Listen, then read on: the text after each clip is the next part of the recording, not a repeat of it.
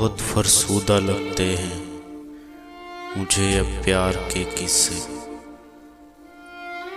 गुलो गुलजार की बातें, लबो रुखसार के किस्से। यहाँ सबके मुकद्दर में फ़कत ज़ख्म जुदाई है। सभी झूठे अफसाने हैं वसाले यार के किस्से।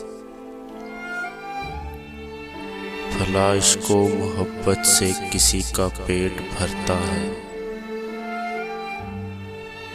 सुनो तुमको सुनाता हूँ मैं कारोबार के किस्से। मेरे अहबाब कहते हैं यही एक ऐब है मुझ में।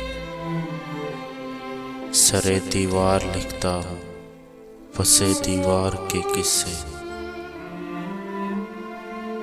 कहानी कैस और लैला की बहुत खूब है, लेकिन मेरे दिल को लुभाते हैं रस्मोदार के किस्से।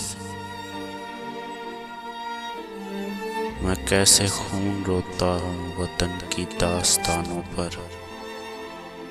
कभी तुम भी तो जाओ मेरे आज़ार के किस्से। अक्सर मैं लोगों से इसी कारण नहीं मिलता। अक्सर मैं लोगों से इसी कारण नहीं मिलता।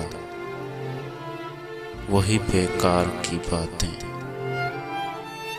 वही बेकार के किस्से,